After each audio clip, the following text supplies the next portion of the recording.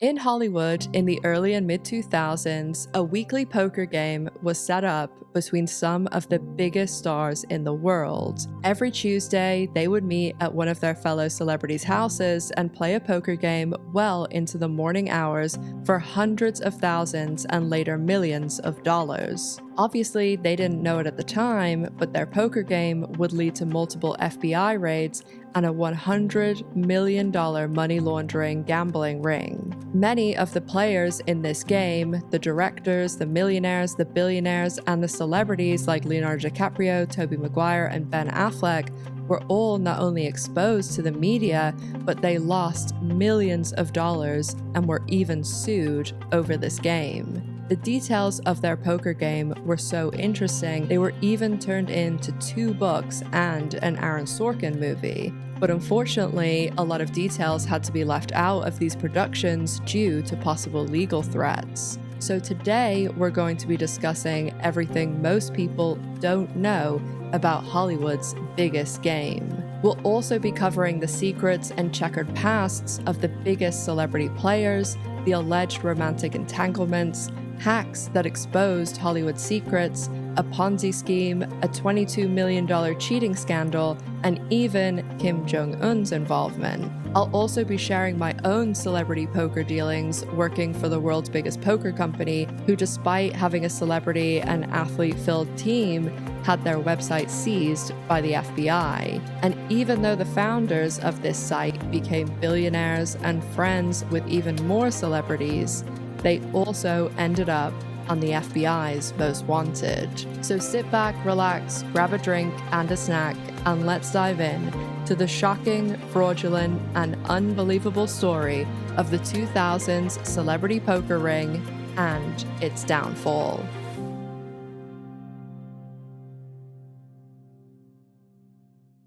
In 2004, Tobey Maguire was one of the biggest stars in the world, and on the surface, he looked like a great, hardworking guy with a girlfriend, millions in the bank, starring in Sam Raimi's Spider-Man movies, and someone with a bright future. But as can frequently be the case with big Hollywood stars, things were very different behind the scenes, and not only was Tobey Maguire known for being very difficult to work with, rude, late to set, but he had a reputation for being someone who enjoyed crushing other people. Maguire had been working in Hollywood for a long time, since he was a kid, and by the mid-2000s, he'd gotten everything he ever wanted. Things had blown up for him over the past few years with the successes of the Spider-Man movies, and in 2003, he starred in the movie Seabiscuit, where when he was on set, he met his future wife, Jennifer Meyer, and Jennifer just also happened to be the daughter of Ronald Meyer, who is the head, or was then, the head of Universal Studios. Ronald Meyer, being his future father-in-law, proved to be a very powerful connection for Tobey Maguire, as when he was actually fired from Spider-Man 2, despite signing a contract for 3 movies, it was Ronald Meyer who intervened and helped him get back his leading role. After Maguire was fired, things got so far down the road that Jake Gyllenhaal was actually recast as Peter Parker. Whenever Maguire brought in his future father-in-law to assist him get back his deal, he was able to bring in his management company to broker a new deal, and they were able to get something that was pretty insane for him. When he was on the first Spider-Man, he had initially become very angry about only being paid $4 million for his role, and one of the producers, Laura Zinsky, she actually ended up getting $30 million based on her being a producer and getting a percentage of the box office. So Maguire brought his agency along too, the Gersh agency, and he was able to broker a similar deal to Zinsky's for Spider-Man 2 and 3. So he was able to get 5% of the $783 million box office globally, and that combined with the $17.5 million that he was paid for his fee, he ended up getting about $56.5 million that in today's money would be about 80 million. And for the third Spider-Man, his fee was dropped to only 15 million. It went down 2.5 million, but his percentage went up 2.5%. So he was able to get 7.5% of the almost 900 million global box office for Spider-Man 3, which saw him gross about 67 million, plus,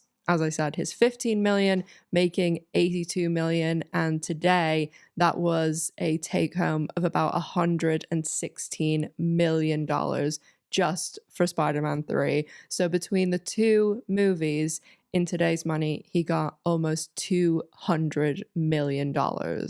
So those are figures to definitely keep in mind as we're going through this video. From his teen years on, Maguire had been chasing his big break alongside a close group of actor friends that he had, like Leonardo DiCaprio, Kevin Connolly, and other stars of the time like Christopher Pettiffer. There's very famous pictures of Tobey Maguire and Leonardo DiCaprio that were taken by a Hollywood talent agent and photographer called Bob Villard, and these pictures are what most people think of when you mention Maguire and DiCaprio being friends since they were in their teens. According to several sources, one of the writers of the infamous unreleased Don's Plum that starred Maguire and DiCaprio, and this writer was also friends with them, Maguire actually lived with Bob Villard at one stage also, and that was when he was really trying to break into Hollywood. He obviously had some success,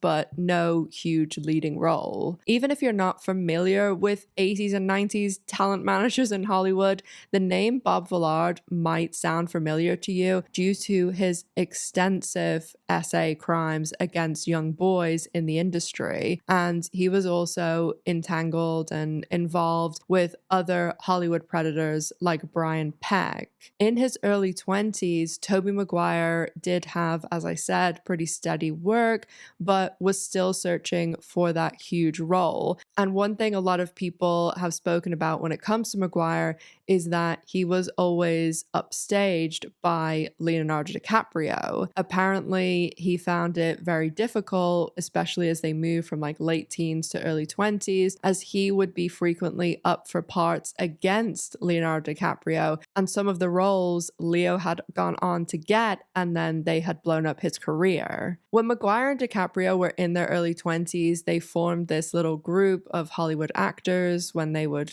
go out, and they referred to themselves as the Kitty Posse. They were pretty infamous throughout Hollywood for horrendous behavior, and not just horrendous behavior towards women, but they were known for just debaucherous behavior, fighting, being terrible tippers, running out on tabs, being extremely rude, and whatever else they wanted to get into on whatever night it was. Sometimes member of the group, the only woman in the group, Sarah Gilbert, was quoted as saying that Shia LaBeouf at his Shia LaBeoufest wishes he could have been as dirtbag as some of the boys were on an average Wednesday. At one point in the beginning, they literally even printed t-shirts, and you can actually catch Tobey Maguire wearing one of these shirts in a DVD extra for Cider House Rules. There were quite a few members of this group, and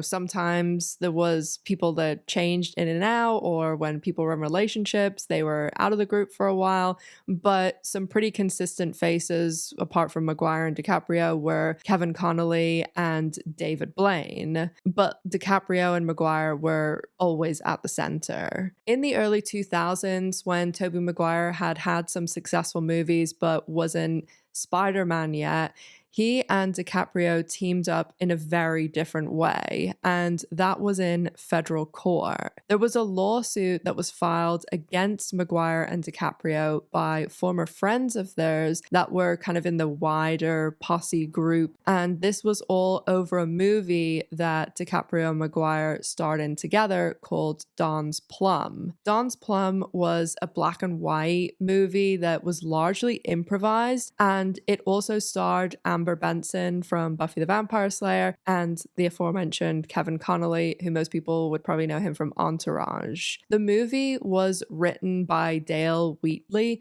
and he was close friends with the group too. There was lots of other people in this group too, like Ethan Suplee. There's a whole story about him and DiCaprio in a tape that is maybe we'll get into later, or maybe for another day. Dom's Plum could honestly be a video in itself with the whole story and the lawsuit, but for this video we just need the broad strokes, which basically was originally Leonardo DiCaprio did not want this movie to come out. He got a lot of buzz and traction with What's Eating Gilbert Grape and The Basketball Diaries, and he saw this movie coming out as something that could potentially damage his reputation. And this was also before Titanic 2. But according to Dale Wheatley, who wrote the movie, they organized a test screening of Don's Plum for Leonardo DiCaprio and said, let us show it to you. You know, you might change your mind. And Wheatley said that Leonardo DiCaprio loved the movie and that, you know, he was laughing during it and things. And they thought, great, we can release the movie. They ended up scheduling it for things like Sundance, and there were little articles that came out, some mentions in Variety.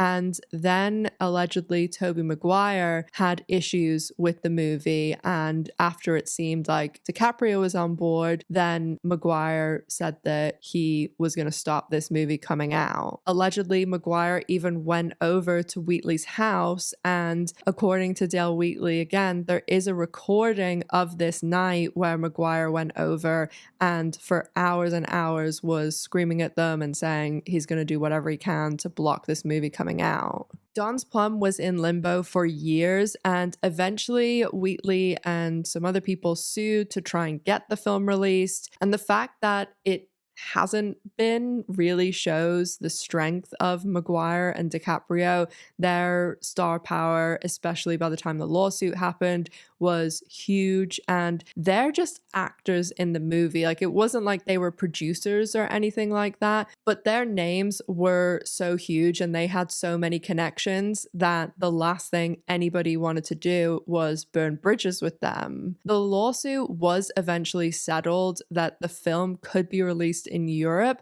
but was never allowed to be released in the US. And even as late as 2016, Wheatley posted it to a website, and there was a takedown by DiCaprio and Maguire. Today in 2025, it is on YouTube. Now, finally, you can watch it. I will link it with everything else in the sources as usual. And Wheatley has done like a few interviews. He's written a book about the whole situation, and he claims he was blacklisted in Hollywood due to no one wanting to work with him after he'd angered Maguire and DiCaprio, and he just became pretty much untouchable. I might do a video on the posse. Let me know if that's something that you're interested in down below. But by 2003, Tobey Maguire, he was established and he'd moved into a very different stage of his career and his life. But all of that information was important, and it's something to keep in mind as you will see these same things raised in the video, like rudeness, crushing other people, a desire to always make the best deal possible no matter how it will affect other people, and just even things like manipulation, having some sort of chip against Leonardo DiCaprio, and also wanting for more no matter how much he has and no matter what he has to do to get it. So as I said, by the mid-2000s, Maguire has moved into a very different stage in his life. He doesn't drink at all anymore. He has Spider-Man 2 coming out, and he has become obsessed with playing poker. And when I say obsessed, I mean obsessed. He was making insane millions, was a movie star, and dating the daughter of the head of Universal Studios. And yet he would spend night after night playing poker with his girlfriend sitting watching for hours and hours and hours at the Bellagio Casino in Vegas. In case you don't know too much about casinos, Yes, they can be fun to go to once in a while and have a good night, sure, but spending massive amounts of times around casinos, you are around a lot of degenerates and a lot of people with gambling issues. After playing so much at the Bellagio casino, Maguire was becoming frustrated with not only a lot of the degeneracy, but also many of the things that you just had to kind of deal with in a casino environment that he hated. There's nonstop drinking, you can smoke in there, there's lots of food around that contains meat, and those are all three things that he hated. So he wanted to get away from that environment. Obviously, he still does play, or then he did still play in casinos and things, but he also wanted a game with much bigger stakes. So he and another very good card player who was a TV producer, Houston Curtis, they decided that they were going to host what was basically a group of very, very rich people playing poker at Tobey Maguire's house. They decided that they were going to use Maguire's A-list friends to bring in people that they could profit from, because in poker, you win from the other players. It's not like slots or blackjack where it's the house that wins. The house, usually in like casinos and online sites like PokerStars, yes, they take a rake, which will become important later, but that's only usually a very small percent. It is winning against other people, is why also online poker was rife for fraud. That was my job years and years ago, was to deal with that, because it's very easy for people like credit card fraudsters to profit from poker immensely. Because say I've stolen a bunch of credit cards, I go to you and say, I've stolen these cards, let's get the money out of it. I'm going to put all the money in my account, and then I'm going to go on PokerStars and I'm going to lose against you. And so all the money then ends up in your account, and then we cash it out together. And then how do you prove that those people are intentionally losing? That was something that my office used to deal with. Maguire studied poker extensively and had also received tutoring from his friend Daniel Negreanu, the best poker player in the world. And Daniel used to actually date one of my best friends who I worked with at PokerStars. And Houston Curtis was a good player, but he was also a card sharp, which is basically someone who is capable of cheating to win, be it sleight of hand things, stacking the deck, and many other ways. And I'm saying card sharp, like sharp pencil with a P, not sharp. Maguire and Curtis also knew that since they were the ones putting this on and that they were at the center of this game, that there were other things that they could do to stack things in their favor. So Maguire and Curtis organized this game at Tobey Maguire's house, but it wasn't long until Maguire told Houston Curtis, this needs to stop at my house, and to quote him, you need to get these degenerates out of here. As I mentioned, he doesn't drink, doesn't smoke, he's a vegan, and so the other players would order burgers and meat pizzas and want to smoke, and somebody spat chewing tobacco into a cup. But one of the other things that really bothered him was he's a germaphobe, and so even though he would have them follow like little procedures and things like taking off their shoes and wearing Crocs that he was providing, he did not want these people in his house any longer. So Maguire and Houston then spoke to their friend Darren Feinstein, who owned the Viper Room. And I'm sure most people have heard of the Viper Room. It's a Hollywood hotspot, very exclusive, and it was once owned also by Johnny Depp. And a lot of people might even know it for the place that River Phoenix tragically overdosed. When the game was at Maguire's house, he had had his girlfriend Jennifer handling the chips and serving as the dealer. But when they decided to move the game to the Viper Room, Dennis enlisted two people to help run the game, and one was a professional dealer, and then the other person was his assistant, who he had basically sort of organizing everything, texting people, keeping track of the buy-ins, and serving drinks. His assistant was a woman in her early 20s who had recently moved to LA after graduating from the University of Colorado, and her name was Molly Bloom. And whether you're familiar with this story about this high stakes celebrity poker game or not, you still might be familiar with Molly Bloom, as not only did she publish a book about this LA celebrity game, but her book was also adapted into a movie of the same name, Molly's Game, that starred Jessica Chastain and was written and directed by Aaron Sorkin. It was actually Aaron Sorkin's directorial debut. Even if you've read Molly's book and seen the movie, we're going to talk about a lot of things not covered in the book nor the movie.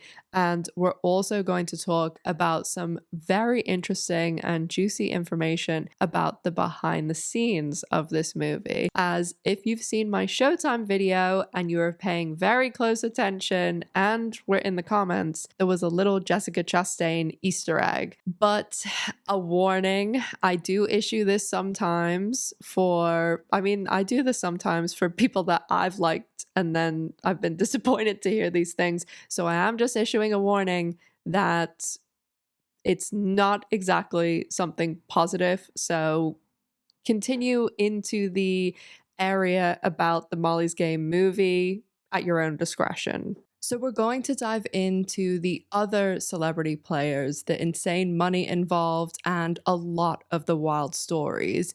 And some of the information is going to be stuff that wasn't talked about, or most of the information is going to be stuff that isn't talked about in Molly Bloom's book or movie or interviews, and there's some stuff that actually contradicts a bit of this information. There's also some information and stories that I'm going to lay out and tell you about what I've been told that I don't have black and white proof for, so I will of course point that out and let you know that it's alleged, and you can make your own decisions on what you think happened when I give you all of the information. This video probably has the most wide-reaching and bizarre group of sources, as some of the information will be about the Molly's Game movie and Jessica Chastain through people that I know from Showtime, and then other celebrity stuff through similar sources. But then there's also some information from my time working at PokerStars and being someone who was pretty much surrounded by the gaming industry from when I was a child, and that's also why it's something that I'm not too fond of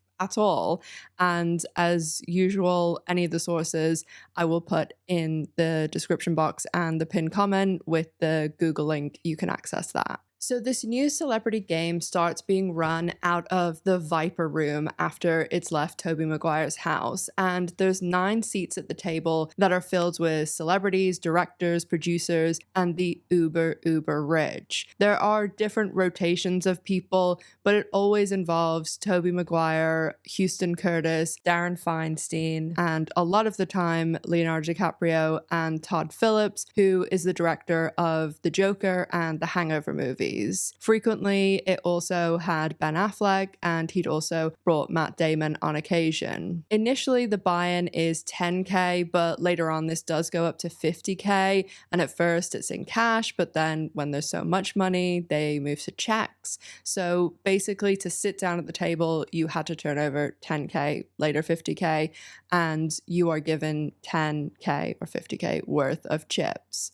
According to Houston Curtis, Leonardo DiCaprio is extremely cheap, and even though he does enjoy playing poker himself and wanted to be there, he knew that he was the huge pull for the game. This is the mid-2000s. I mean, Leonardo DiCaprio is obviously still like a insanely famous star, but this was just after Catch Me If You Can, Gangs of New York, The Aviator, and obviously a few years before, Titanic. So he knew, oh, they're going to bring in all of these rich people wanting to sit and play with Leonardo DiCaprio. So being cheap, he didn't want to use his own money to play. So Tobey Maguire and Houston Curtis staked him, which basically means you can partially fund or fully fund a player to play. They're basically Maguire and Houston giving him the money to play with.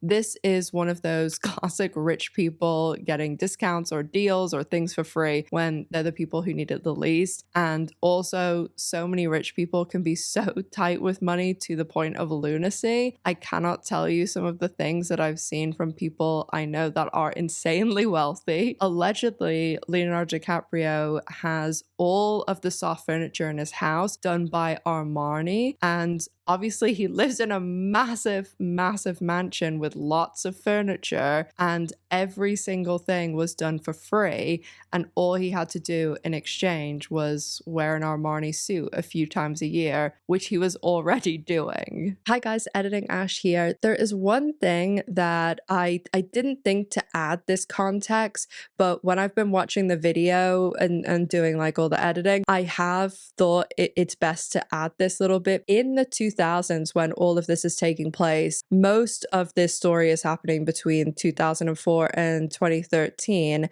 There is a enormous boom of poker, especially online, and it actually happened because of the company I worked for, PokerStars. So PokerStars opened in 2001, and they have always done these Sunday night tournaments, and in 2003 they were running a tournament, and again they still do this type, where you could basically pay to enter a tournament and there would be a person that would win, and PokerStars would pay for this person to enter the World Series of Poker in Vegas. And, you know, the entry can be like 10 grand and things like that. So PokerStars was going to, and they're going to pay for like your hotel and flights and all this stuff. So most people who are entering these tournaments, it's less than $100. I think this person that I'm speaking about here, their entry fee was $86, I'm pretty sure. So in 2003, the person who wins this entry into the World Series is a man named Chris Moneymaker. And I mean, this story is just everything. It doesn't sound real because it sounds like some marketing person like dreamed it up, and his name even alone, it sounds like something made up, but that's his real name. And he then won this seat into the World Series, and he fucking won the World Series off an $86 ticket that, or $86 tournament that he entered into on a Sunday night online, turned him into a millionaire. And this was the absolute boom that exploded the poker industry. And it just was huge.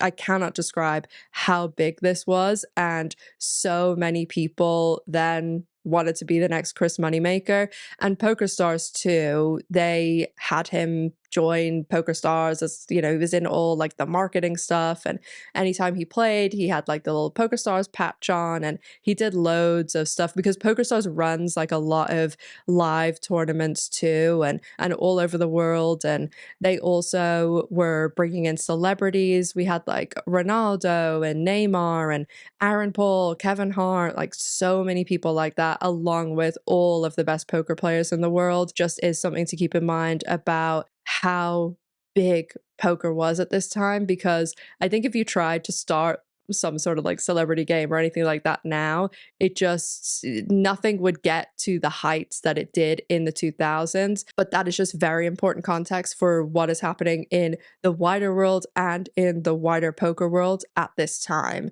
So back to Past Me. So as I said, Maguire and Houston Curtis are interested in bringing in fish, which are basically players they can win against, and they wanted ones with very deep pockets. But they also had to be careful not to just have someone come in and completely destroy them. They're down a ton of money, because then they wouldn't come back.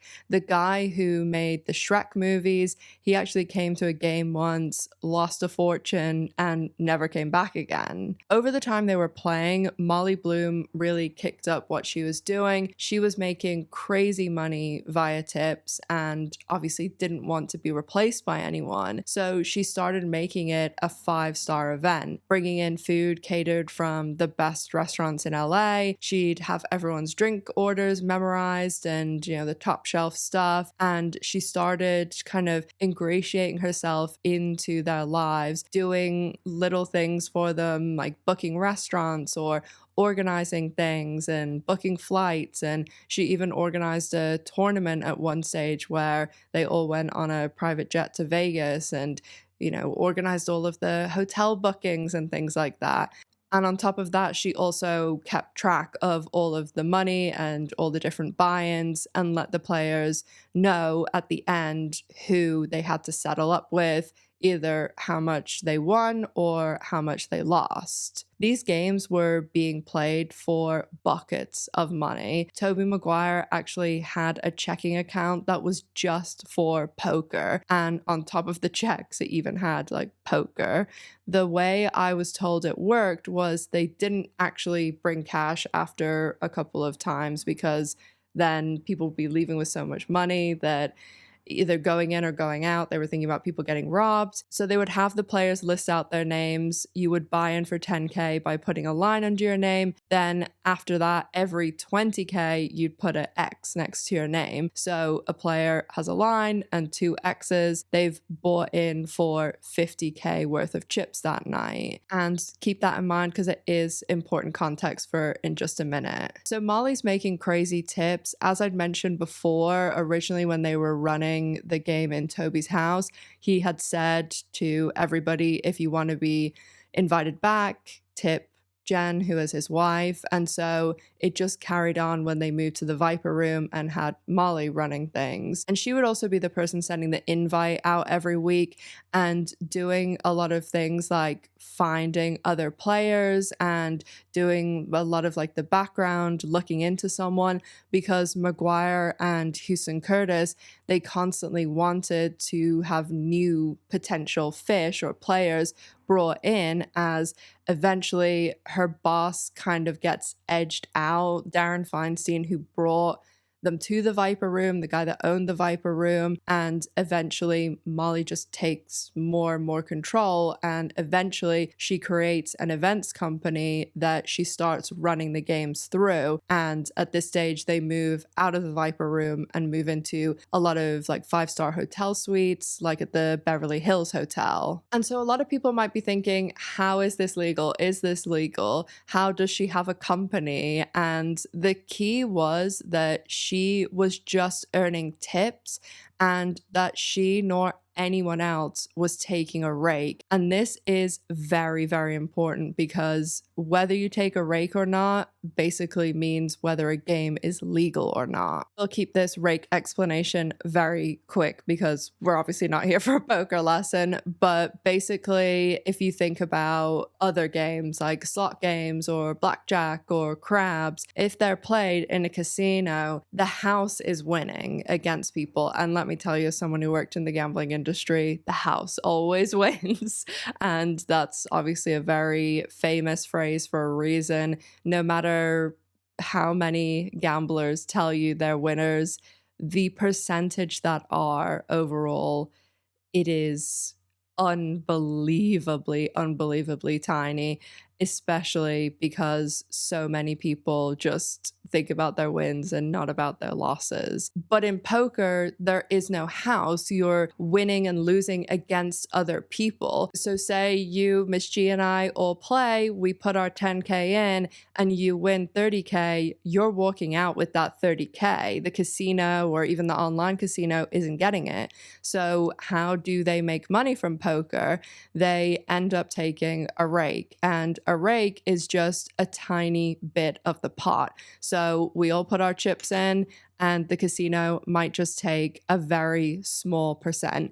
And what these casinos take, it is a very, very small percent of each pot. Like PokerStars, the company that I used to work for that is the biggest poker site in the world, the rake that they take is absolutely minuscule. It generally is capped at 5% for cash games, but it floats between 3.5 and 5%. But because there are so many hands being played, so many games, so many tournaments, and for so much money, it adds up to, you wouldn't believe how much these gaming sites make. Whatever you think it is, times it by 20. It is 100. It is just absolutely astronomical. You wouldn't believe how much it is. So taking tips and not a rake is what keeps it legal. The second you start taking a rake, you have to have a casino license or it's illegal. But Molly was just taking tips at the LA game. Things did change a little bit down the road.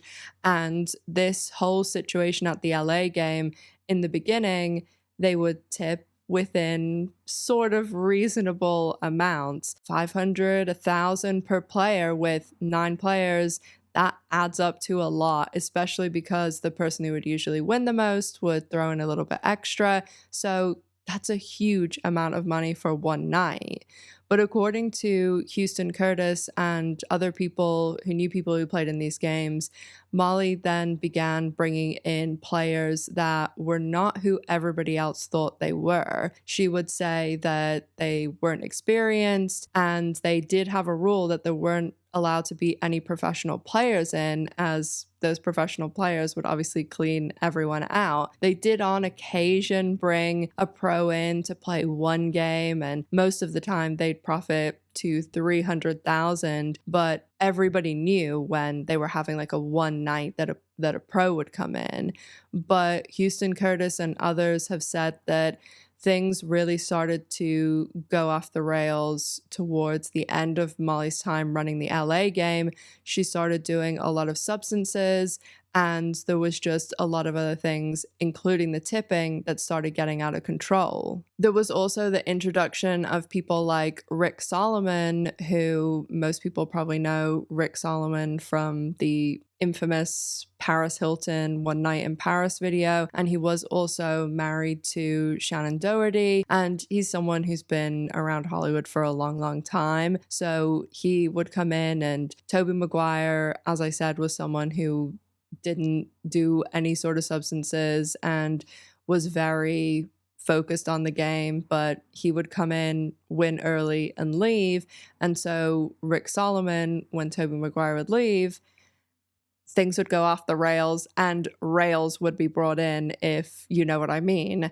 So there starts to be a lot of tension between Tobey Maguire and Molly Bloom, as Tobey Maguire is seeing these tips every single week starting to go up and up, and that is coming out of the money that's kind of on the table. There is something that I heard through someone who knew some people who played in this game, and I haven't seen this discussed anywhere, but allegedly there was one night that Cody Liebel, who is the heir to a Canadian construction company, tipped Molly $15K, even though he had actually lost that night. And that's when everyone said things changed with the tips. Things went from Molly making 5, 10K a night to making 15, 30K a night. And also, as I mentioned, this is around the time that Houston Curtis and others have claimed that she started bringing in other players and taking a piece of what they would win. She started arriving in a Bentley that she'd paid all cash for,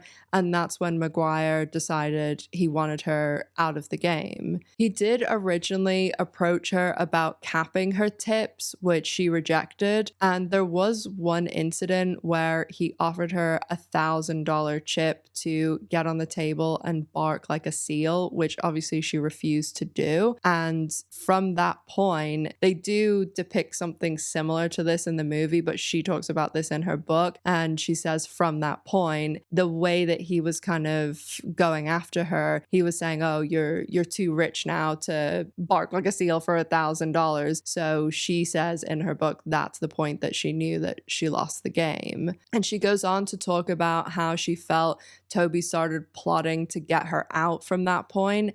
And Tobey really is the one that comes off by far the worst in her book. And to be honest, I'm not surprised, because I've never heard a good word about him from anyone in the film industry. He's very rude, allegedly, by all accounts. But as far as the poker world, a few people that I know who've played with him, the vast majority of which was in casinos and tournaments, like not anything like this. And they're not sitting around like chatting away by any means. But the people who played against him said said, he was a really good player, and by all accounts was someone who was very good at reading people and also putting on a performance about whether he had terrible cards or good cards. He would use his acting ability to get the players to react whichever way he wanted. If you've seen the movie version of Molly's book, you might not even know that Tobey Maguire was involved in this, because they don't actually use his name for the character in the movie. It's the character who Michael Cera plays, and they refer to him as Player X. But this is 1,000% Tobey Maguire, as one, Molly names in her book, but also there's been so many things that have come out through lawsuits and stuff like that, which we will get into. But I'm guessing they didn't actually use his name in the movie the same way she did in her book due to a possible lawsuit. I mean, also, given the fact that the lawsuit I spoke about with Don's Plum earlier, obviously Tobey has no problem threatening and following through with the lawsuit. And when this movie was being made, obviously we don't know behind the scenes. There could have been threats because it was very publicly known for 2 years, like from when her book came out, that same month. An article on Deadline came out saying Aaron Sorkin was working on the script, and there was a lot of publicity around it for 2 years before they even shot it. So I wouldn't be surprised if there was some sort of "don't you dare use my name." And also, if you remember from earlier when I mentioned that his father-in-law was the head of Universal, so that would have had a lot of repercussions, I think, not just lawsuit wise, but also the father-in-law, you're kind of burning bridges with Universal if you do this. And Tobey Maguire does have a production company and is obviously someone who is very well known. So I can definitely see why they decided to err on the side of caution and just call him Player X. There is a lot more to discuss with the movie, as there was a lot of information that came out due to the Sony hack that I'm sure Sony, Aaron Sorkin, and everyone else involved would have preferred that it didn't come out, but put a pin in the movie for now, and we'll get to that in just a few minutes. Mostly everyone else in the book didn't come off as badly. Ben Affleck, she talks about very positively that he was very nice, he tipped well, and I'm sure the tipping is an element of how they came across in the book, because obviously if somebody's tipping you very well, then you're going to remember them a bit more fondly. But Tobey Maguire was allegedly the worst tipper, even though he was the biggest winner, but also the worst tip he ever gave Molly for one night of poker was $1,000. So I wouldn't exactly call that cheap. But regarding some of the other celebrities, Matt Damon and Leonardo DiCaprio, she talks about very positively too. The Olsen twins come to a game bringing someone very rich, and I heard there's someone else that during the situation that the Olsen twins were there was something that Rick Solomon brought up. I'm not sure whether it was Mary Kate or Ashley, but about a very embarrassing situation that happened with them hooking up with someone, and he brought it up at the table and said it out loud to everyone, and they supposedly got very pissed off and left. What Molly Bloom says in her book about Ben Affleck and Matt Damon is pretty in line with what I've heard about them, especially Ben Affleck. I know a lot of people who've played with him or waited on him, and some people who worked with him, and bartenders, dealers, and waiters that I know have served him have always said he was really, really nice and apparently was a very, very good tipper. Most of all, I've heard he is just very kind and polite to staff. And I mention this a lot in my videos about either when I've seen or someone I know has seen a celebrity being kind and polite to staff. And I know that doesn't sound like a big deal and it sounds like being a decent human, but the bar is a very, very low when it comes to especially an A-lister. So I know that sounds ridiculous to comment on, but it really is few and far between with a lot of these A-listers. And speaking of the bar being low, that reminds me about Jessica Chastain, which we will get to when we talk about the movie later. With Ben Affleck, I am just speaking about things like staff and their experiences with him.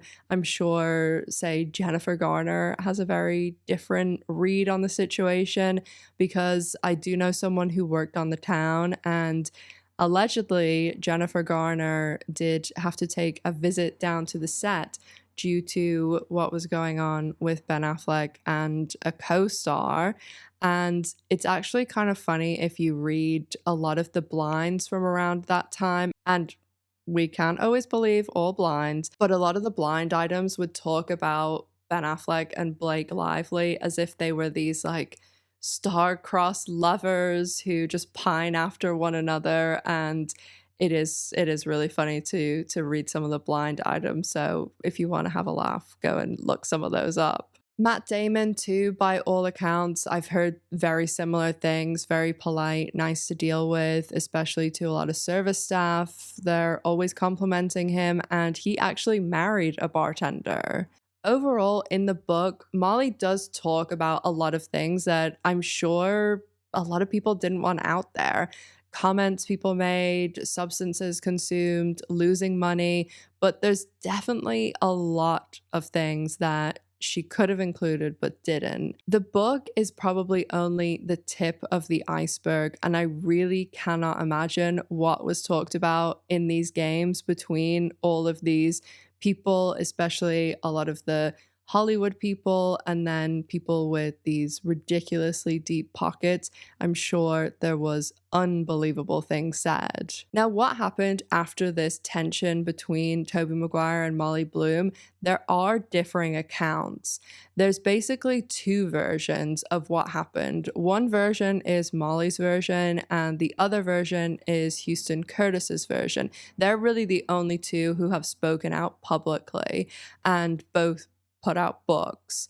Of course, usually when there's two people telling a story, what there actually is person A's version, person B's version, and what actually happened. According to Molly's version, she was kicked out of the game and they started hosting the game at another player's house. Molly said that Tobey Maguire called her and said that this other player was someone who he was losing tons of money in the game and he wanted to be the host at his place. And because he was losing so much money, obviously Maguire and the rest of the players were going to do what he wanted. And Maguire ended the call by saying he'd try and put a good word in for her and maybe they could have her hosted once every couple of weeks or in the future. In her book, Molly says that quite a bit later, she found out that it was actually Maguire who had cut her out of the game, and that whole thing about the other player, it was nothing to do with him. According to Houston Curtis, a lot, but not all, of what Molly said in her book was true. But the movie and her book have a lot of inaccuracies. He tells pretty much the same story about the tips and the issues between her and Maguire. Tobey wanting to cap her tips and eventually Tobey wanting her not to be involved anymore. But according to Houston, he says that Maguire actually set Molly up to start her New York game. When it came time for our game to kind of move on, we set her up, Tobey specifically set her up in a huge game in New York to run that game. And if you've watched the movie, that's not how it goes down. Molly did end up moving to New York and she started a big game there. Unsurprisingly, there is a lot of context left out of the book. And when Molly is losing the LA game and either being set up with the New York game or deciding to go and start a New York game, she has actually gone through a breakup. And she does talk about this in the book. So she very much is like, oh, I've lost this game. This is a fresh start. I'm going to move to New York. And the person that she broke up with, this isn't mentioned in the movie at all. There is nothing actually about her dating anyone in the movie. And that was something I actually liked about it. But I do see why they probably left this out of the movie. Again, a very similar thread to why they probably called Tobey Player X. I think they just thought, let's just leave any of the romantic relationships because we don't want to get sued. Molly was actually dating Drew McCourt, whose family is exceedingly wealthy and owns the LA Dodgers. So I do think that, yes, there's a lot of stuff that's left out of the movie like that. But you also have to think there's probably a lot of stuff like that left out of the book because it either wasn't worth the whole situation. And also, when someone writes a book, it obviously goes through legal and clearance and everything. So, again, I think there's a lot missing from this book. So Houston Curtis says Molly was set up to take over this New York game. Molly says in her book that she just moved there and started it on her own. And when she does move to New York, she has a game that the people have even deeper pockets than LA. And she also starts to have some sports people in the game, one of which was Alex Rodriguez from the Yankees. I did obviously read both Molly and Houston's book for this video. I did also read the book by Dale Wheatley, Too Real, about the whole Dom's Plum movie that I talked about in the beginning. Dale Wheatley was the writer of that, and I did actually speak to him too because I wanted to ask him a few little bits and behind the scenes stuff that we'll sprinkle in, and maybe for some future Tobey Maguire, Leonardo DiCaprio individual videos. As Dale wasn't just the writer on Don's Plum, he was also friends for a long time with DiCaprio, Maguire, and that whole posse wider crowd. So I want to very quickly just tell you a tiny bit about my background in working in the gaming industry because it's very relevant for what I'm going to tell you about something that contradicts what I know about something Molly said in her book. And I have experience at 3 gaming companies, but as I said, I did grow up around the gaming industry. I worked at 3 gaming companies. One was a small Asian gaming company called 138. I wasn't there for very long, only a year, because the company did actually shut down. I worked at another gaming company called Microgaming, which they're not actually a gambling company. We used to make the slot games and casino games. My job there was basically making the game, doing the design, the math, and the psychology. My main experience in the gaming industry was working for PokerStars, and PokerStars was founded by people that you may have heard of because one is Mark Schreiberg, that's the son, it's a father and a son, and the father is Isai Schreiberg. Mark is someone who, especially if you're very in the know about like celebrities and stuff, he is now known as literally like the host of summer parties. He throws these huge, big celebrity parties all throughout the summer. His Instagram is crazy. I'll put some pictures so you can get a little peek at the Instagram. And then his father, Isai, he doesn't throw celebrity parties, but he was on the FBI's most wanted list for a decade. So that's an interesting story, as not only was he on the FBI's most wanted, one day the US government and the FBI seized the entire company website. It was on a Friday out of the blue, and the day is infamously known as Black Friday. Lots of interesting stories about that for sure. I do talk a little bit about it in a video from about 2 years ago that I don't think a lot of people have seen.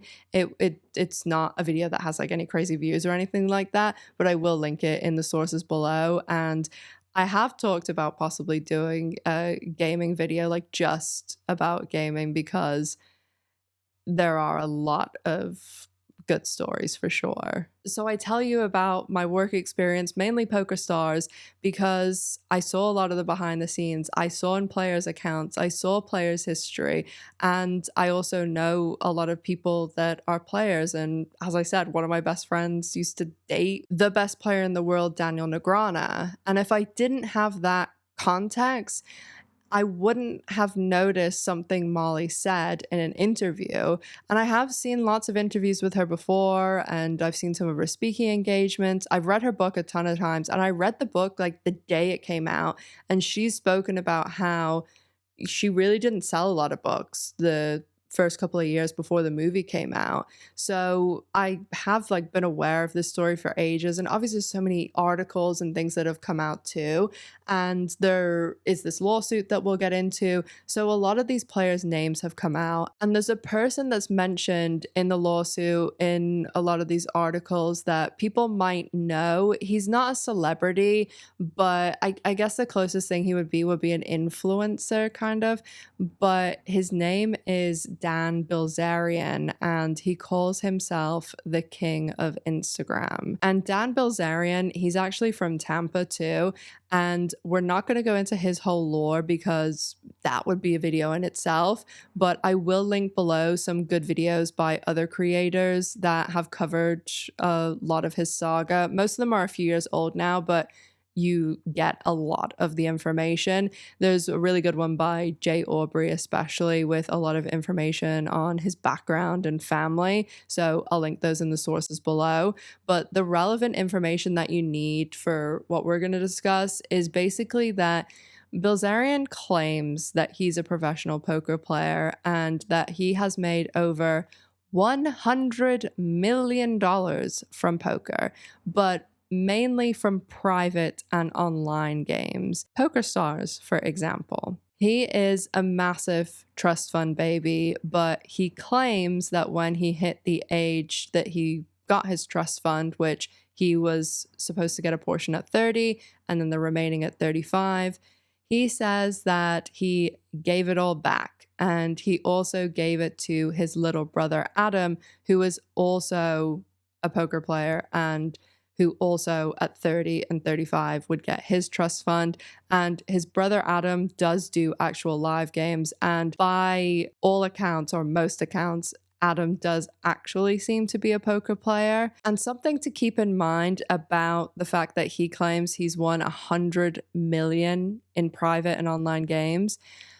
100 million is astronomically more than the best 10 professional poker players that have ever lived. One other thing to mention about Bilzerian is his dad, Paul Bilzerian, who was a multimillionaire who was sent to prison for fraud, and he was ordered to pay back 60 million of his stolen funds. He went to prison when Dan was 6. He ended up paying back 2 million and then claimed there was nothing else to pay back. It was all gone. So Paul Bilzerian goes to prison, and then when he comes out, he has no money. He's lost everything. So I guess it's really lucky that his son became the best poker player on the planet. And also, it's probably good that despite being the best poker player on the planet and better than the top 10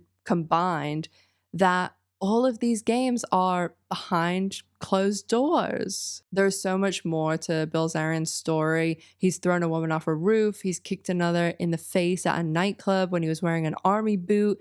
And he was also present at the Vegas shooting where he tried to take a cop's gun. And when the cop refused to give it to him, he went home and got his and returned to the scene, of course, filming himself the entire time. And then people started to think that he was the attacker. And there's a ton of other controversial things about him. So a lot of people talk about him.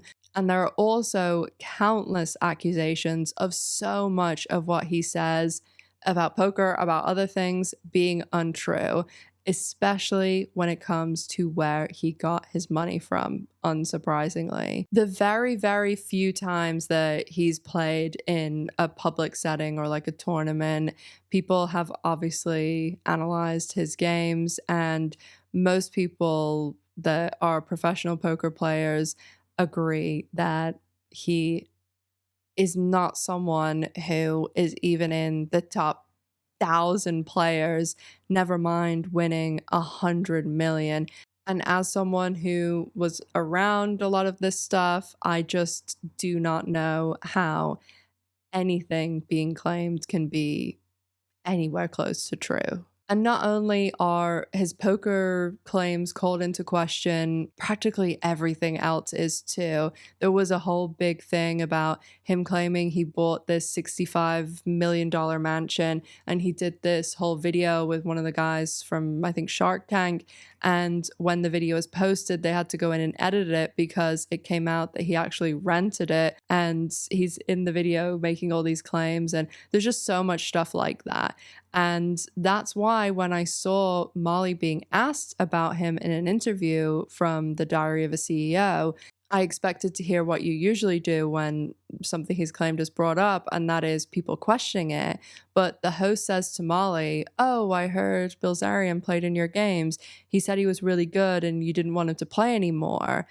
I expected her to refute it, but instead, not only does she say yes, basically, she goes further and says he came to a game and was pretending to be this like rich trust fund kid and who didn't know how to play or anything, but I could see that, he knew what he was doing, and it was just so bizarre and not what I expected at all, and just the opposite of anything else that's ever been said about him. So I did just want to mention it as it really did stand out to me as something odd. A lot of what is in Molly's book is purported to be true and does match up with a lot of what Houston Curtis says in his book. And I'm not saying that everything in his is true either, because there's something that flagged in his book to me too that I'll talk about in a second. But I do think there is so much left unsaid in Molly's book. And I don't know whether it is just the fact that there were some people who really did tip well and she doesn't want to get them in trouble or put their secrets out there. But I do also, I don't know, I can't quite put my finger on it. I do just think there's something else, because a lot of the interviews that I watched too, some of them just seem very strange.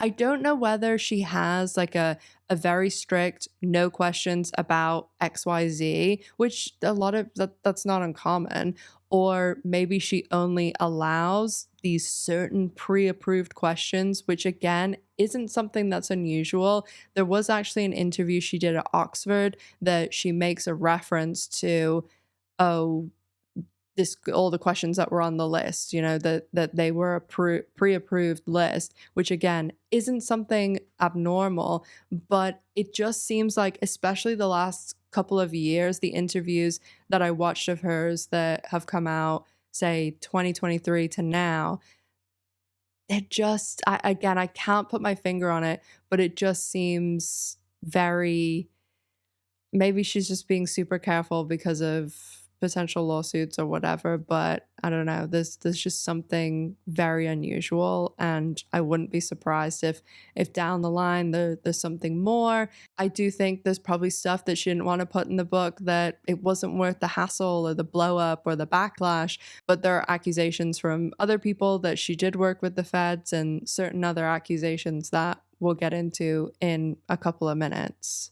But as I said, I want to be totally fair, and we can't take Houston Curtis's book as gospel either. I mean, he literally talks in the very beginning of the book about being a card sharp, and he's very open about this, which is basically a cheat. He describes in his book many, many times that he's cheated throughout his life, stacking decks, having extra cards up his sleeve, and of course, the whole reason that LA game existed was to stack things in his and Tobey Maguire's favor to benefit as much as possible. In his book, he speaks about Russ Hamilton and Russ Hamilton being a stand-up guy. And we already talked about the other person that he claims is a stand-up guy, Tobey Maguire, which most people claim the opposite. But if you don't know who Russ Hamilton is, he is infamous in the poker world for being a massive, massive cheat. He was the World Series of Poker main event champ in '94, and he served as a consultant for a company called Ultimate Bet. And to keep it very simple. He basically cheated ultimate bet players out of over $22 million.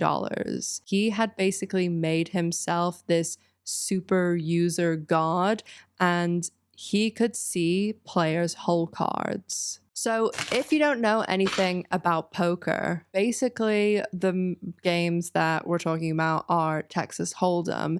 There is something called the whole cards, the flop, the turn, and the river.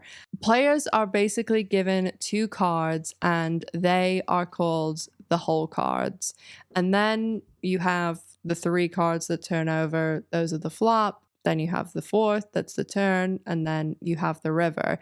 And at each sort of increment, you place your bets. Other players don't see your whole cards, and that is the entire game because everybody else is seeing the flop, the turn, and the river turn over. And what your whole cards, that's the entire determining factor about how good of a hand you have. So if I'm playing against you and you can see these cards, you know if you have me beat or not. You know exactly who's going to win, whether you should not even bother betting, whether you should go all in and completely clean me out because you know that you have me beat. That is what he was able to do. And that is why he was able to profit so much money, because it just was the ultimate cheat code. And what's kind of unbelievable about this is that the person who discovered this, I mean, there were a lot of people that had suspicions about this user and they didn't know at the time that it was Russ Hamilton. But the whole reason that this was uncovered was because of an Australian guy who worked it all out after discovering that this user seemed to be winning like astronomical amounts. He basically worked out all of the odds of this person having this winning streak. And the person who discovered that is actually a friend of mine. He's in my like wider friend circle, you know, at a party. We're both going to be at the same party. Some of my like really, really close friends, he's good friends with. And we also work together at Stars. There's actually a movie about the whole thing called Runner Runner, and it coincidentally stars Ben Affleck and also Justin Timberlake, someone else I've done a video about, and I'll link it below in case you're interested. So I wanted to basically provide, well, 2 interesting stories, but also a kind of point against each of them and keep it fair. Those were 2 things that rose my suspicion, because the thing about Dan Bilzerian, if you're vouching for him, that's odd. And if you're vouching for Russ Hamilton, that's odd too. Both people who integrity seems to be lacking. But as I said, the truth is probably somewhere in the middle. Houston Curtis and Molly Bloom were still friendly after the LA game and when Molly was running her New York game. Houston actually said that he answered a lot of questions for Molly for not only her book, but her movie too. She asked him a lot of things like the poker hands, as that's not something that she would really remember since she's not a player. And he, of course, is going to remember, especially when it involved him. And stuff like that became very important in the movie because there's actually a montage of one of the nights that Houston lost $1 million. So Molly has gone to New York and is running games for even more money. And people like Alex Rodriguez are attending, even though he denies that. But there's like a dozen sources that played and said that he was there. But I don't want to just regurgitate Molly's game. It really drives me nuts when YouTube videos just basically are the regurgitated movie or book. But the New York games didn't really have a lot to do with the LA game, or really anything to do with the LA game or Tobey Maguire or the celebrities. But while Molly is running the New York game, all of these LA games come back to bite everyone. One of the players at the LA game, Brad Rudderman, he lost a ton of money across all of these games and was a terrible player. He did seem to have an endless supply of money, and everyone thought this came from his fortune, but it turned out this was actually other people's money, and he was running a Ponzi scheme. In 2011, the investors of this Ponzi scheme, who lost millions, filed a lawsuit against many of the players who won money against Rudderman at these poker games. And this is when everything came out in the press about this game, because Molly's Booker and nothing had come out at this point, and this is when it was all revealed. It listed in the lawsuit Tobey Maguire, Leonardo DiCaprio, Dan Bilzerian was in there, and they named all of these people. The press picked it up and it went crazy. So Tobey Maguire ends up settling the lawsuit and pays 80K to the victims, as they'd actually gone after him for 300K to begin with. And because all of this stuff, as I said, is documented, they're paying taxes on it and everything. If it wasn't settled, he probably would have had to pay a lot more. That is all happening while Molly is running her New York game, and things have got quite dark for her. The Russian mob has got involved and are trying to like kind of infiltrate her game. She got beaten up and robbed in her apartment when she rejected letting the mob provide security and take a piece of her game. And by this stage, she'd started also taking an illegal rake, and things just continued to go off the rails from that point. One night, she was getting ready to go to her game, and one of her employees texted her and said, "Do not come. The authorities have raided the game." The FBI had had a confidential informant in Molly's game, and so she immediately packs up her stuff and her dog and goes to her mom's house in Colorado. She leaves New York and the game behind, and nothing happens to her for a bit. She starts writing her book and lives her life. But of course, all this time that she thinks nothing's happening, she's being investigated in the background. In 2013, she hadn't run a game in over a year, but she is arrested alongside 33 others as part of a $100 million money laundering gambling operation. At this time, they were really cracking down on illegal gambling in the US, hence my old boss being on the FBI's most wanted list. The argument for poker is that it's a game of skill, not a game of chance like slots or craps or anything else. And that's why a lot of the sites and everything claim it's not gambling. But the US government didn't see it that way, because these sites or Molly's game or anyone else was taking a rake, they saw it as illegal gambling. And so the FBI raided Molly's apartment with a squad of people and drawn firearms.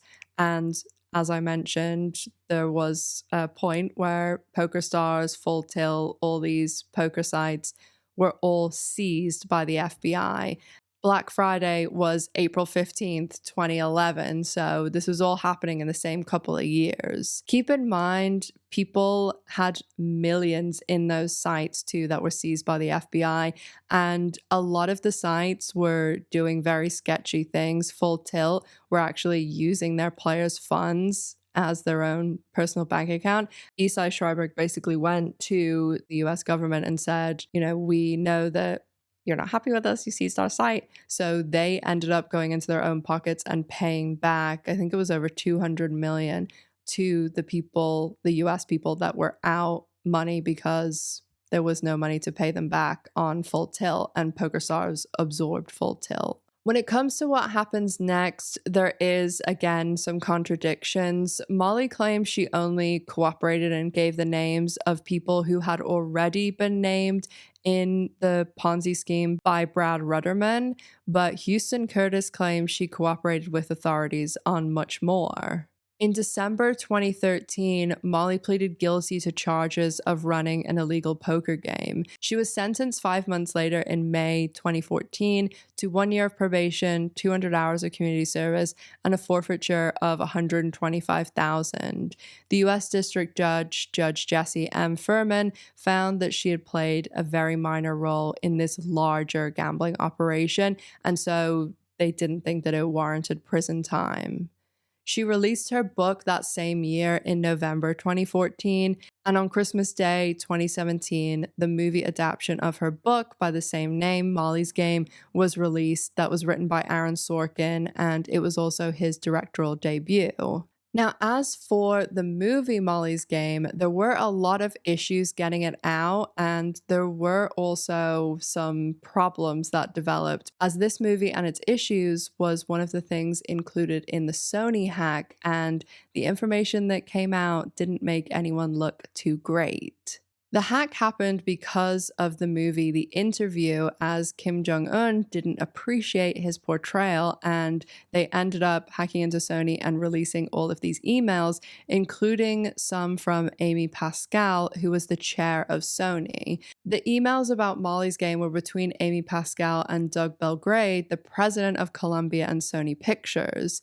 Deadline broke a story in November 2014 that Sorkin was adapting Molly's book that had been released that month, and as I mentioned before, her book didn't sell well at all. She herself has even said that. So there was trouble even getting meetings, like for her getting meetings with movie studios, and so it's not surprising that Sony weren't too excited about a lot of resources being put into this. The day after the Deadline article was released, Sorkin's agent emailed Amy to say he was passing on a project called Flash Boys that Pascal was keen for him to write the script for, to do Molly's Game. And Amy was wanting him to do that script, but he also had already been paid for that script. And they had also just paid him millions for his Steve Jobs screenplay. Her email to Doug said, he's broke, he wants to get paid again. We paid him his insane fee for Flash Boys. When the poker movie came around, we didn't want to not be in Aaron business, so we wanted that too. I don't care if Aaron's sleeping with the girl or not. I don't care if it becomes a bestseller. They're treating us like shit. A year and a bit goes by from when this email came out and all of the fallout. They didn't really address it or anything like that. He was still writing the script. And even a year and a bit later, Sony was still attached to the project and Amy was still attached as a producer. And they then announced, well over a year after this, that it was going to be Sorkin's directorial debut. Just a month after announcing that, Sony exited the project and STX came on board and they bought the distribution rights. There have been numerous people, including Houston Curtis, who've claimed that Molly and Sorkin were together when they were working on this movie. Houston Curtis was still friends with Molly, as I mentioned, and did do some consulting for the book and the film. I don't know whether this was official consulting, like he's getting paychecks from the movie, or whether it was like a friend thing, but he did fill in a lot of the poker stuff for Molly that she either didn't know or didn't remember, but there's never been anything concrete that Sorkin and Molly were together. It was spoken about in a lot of the magazines and things, and Sorkin did deny it, but I've seen plenty of people deny things that I've seen with my own eyes, so I'm not going to take that for too much. But Molly is married now to someone else with a kid. As most people know, the movie starred Jessica Chastain as Molly, and as I mentioned in the beginning, she was someone I was very disappointed to hear about her behavior behind the scenes. She has done some good things. She helped Octavia Spencer get equal pay and be paid what she was worth for the movie The Help, because I love Octavia Spencer. But from the people I've spoken to, mainly at Showtime, in regards to their dealings with Jessica Chastain, yikes. If you see my Showtime video, you'll know I know a few people at Showtime, and even if you see my original channel, on occasion I used to work with them on some things and got to go to some sets and have friends that work there, and even some of my lovely subscribers have worked there and have reached out to tell me some very interesting things. But multiple sources from Showtime that worked on all different shows, they have basically a top 3 Showtime nightmares list, and they are unanimously pretty much the same. Mary Louise Parker from Weeds, Jennifer Beals from The L Word, and sadly, Jessica Chastain. Many people I spoke to had a lot of frustrations with them for their behavior, how they treated people, being rude, but all 3 kind of had this running theme of how they treat people behind the scenes and then how they portray themselves to the public. They would portray themselves as very down to earth, as activists and generous, but behind closed doors requesting obscene things like private jets and certain types of cars and glam, like, as I mentioned in my Showtime video, $30,000 for hair coloring and a haircut. And when the request was not met, a 24-year-old assistant was absolutely screamed at. As with any of my videos where I talk about someone like specifically and say things very specific like that, sorry for using the word twice, but I won't ever say something like that unless I either have like black and white proof. I've spoken to reliable sources that I've really gone through and spoken to a lot. And I always have multiple sources. I would never just say that after speaking to one person. But saying all of that, this all is alleged, and you can make up your mind what you think about not only this bit about the Showtime actors, but about everything. I do have a few more stories about Jessica Chastain and plenty of others that will come up in future videos. So if you want to keep an eye out for that, consider subscribing, but no pressure. Just thank you so much for being here. If you made it to the end, leave MVP below so I can personally thank you. You have no idea how much I appreciate making it to the end. It helps the channel so much. I've left all my social media, G's social media, my Patreon, merch, and there is some new merch stuff coming very, very, very soon, all linked down below. I will be back with G, of course, very soon for another video as we're ramping up our production. Thank you again so much for watching, and as always, make sure to stay safe, take care of yourselves, and G, and I hope to see you in the next one. Bye, guys.